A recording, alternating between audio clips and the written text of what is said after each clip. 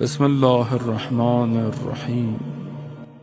یہاں پہلی چیز جو چاہیے وہ عبودیت اور بندگی ہے۔ کیا ہم بندگی کر رہے ہیں خدا کی؟ وہ بندگی اپنے اندر شرائط مانگتی ہے۔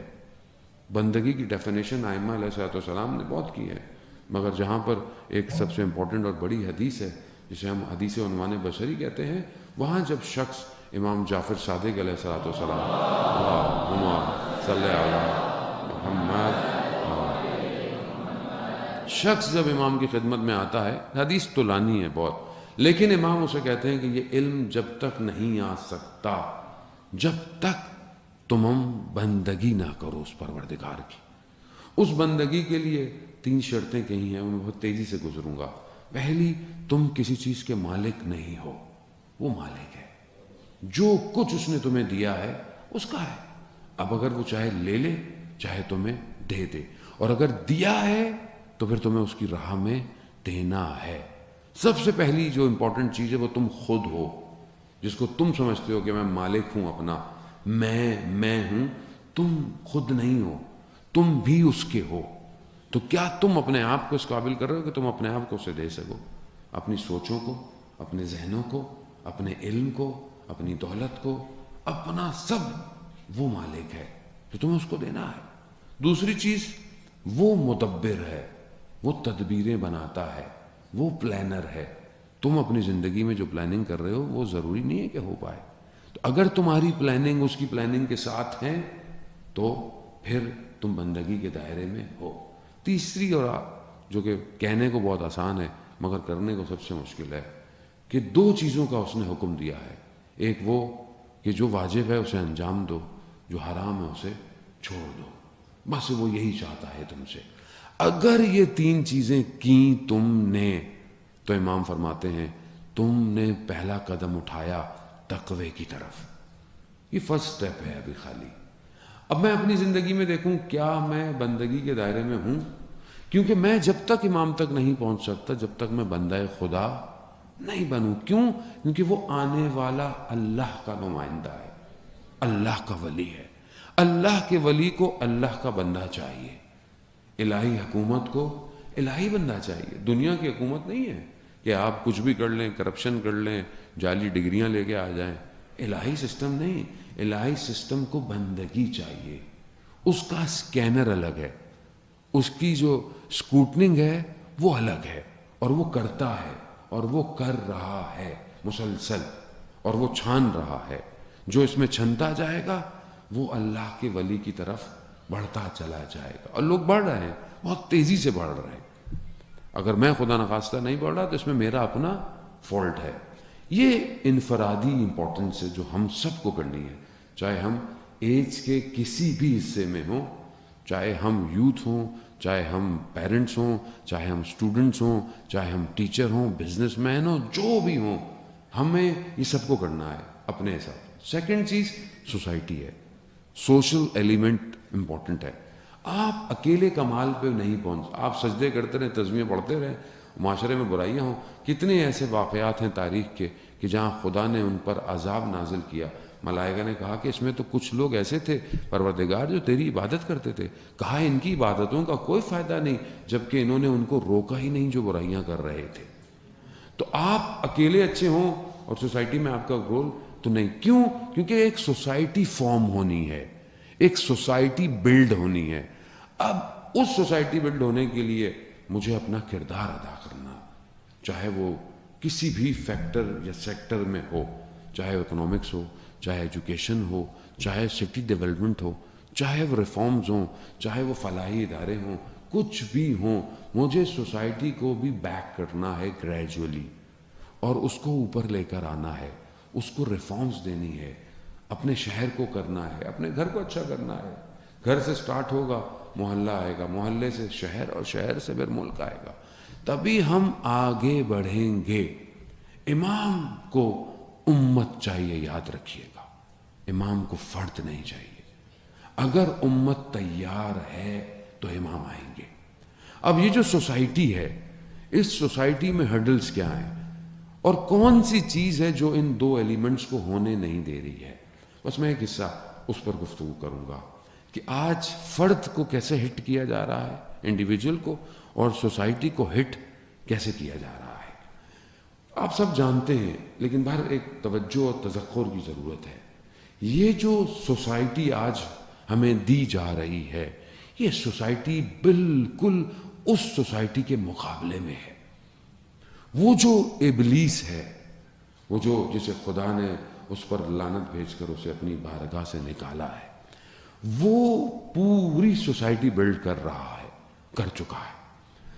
یہ کبھی بھی اللہ کے مقابلے میں جب آئے ہیں, جب انہوں نے دیکھا کہ ڈائریکٹ لڑنا آسان نہیں ہے, تو انہوں نے کیا کیا؟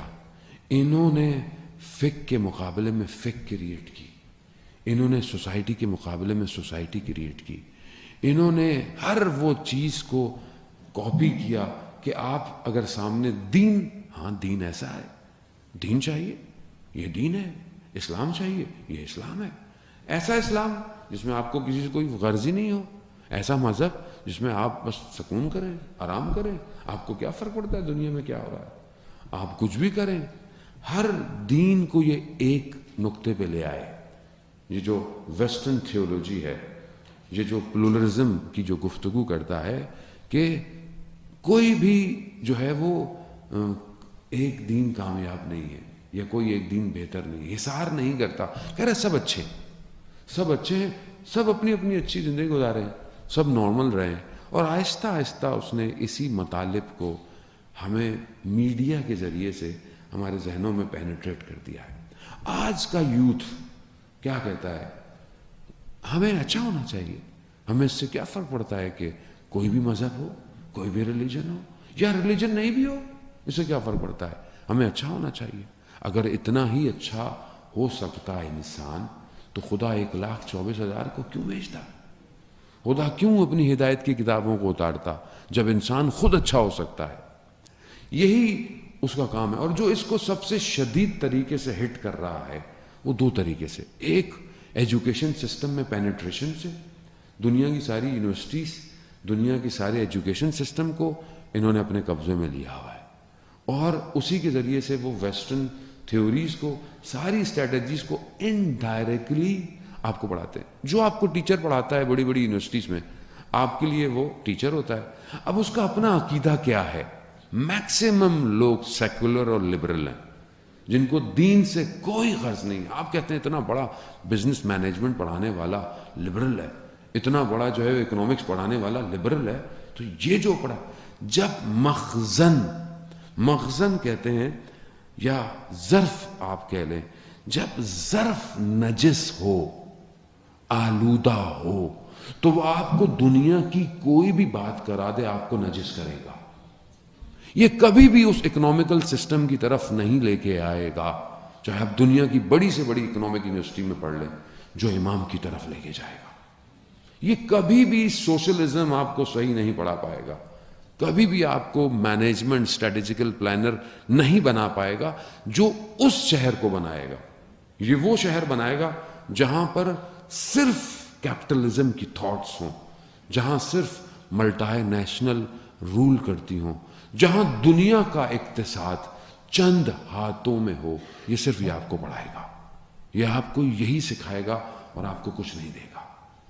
اب یہ کام کیسے کر رہا ہے؟ ایک تو ایجوکیشن سسٹم سے آپ کو پڑھاتا ہے, آپ وہی فٹ ہو کر آپ کے اندر یو ایس بی وہی فٹ کی جاتی ہے, آپ اسی یو ایس بی اور چپ کو لے کے معاشرے میں آتے ہیں. جب آپ معاشرے میں آتے ہیں تو یہ چپ صرف ان آرگنائزیشن میں فٹ ہوتی ہے جو آپ کو آپ کے ڈگری ختم ہونے سے پہلے آپ کو ہائر کرتی ہے, اور یہ پوری دنیا کا نیٹ ورک. اور آپ بھی بڑا فخر محسوس کرتے ہیں کہ میں فلانی ملٹائی نیشنل میں آیا, میں فلانی آئی ٹی کمپنی میں جا رہا ہوں, میں اس میں جا رہا ہوں, میں اس میں جا رہا ہوں.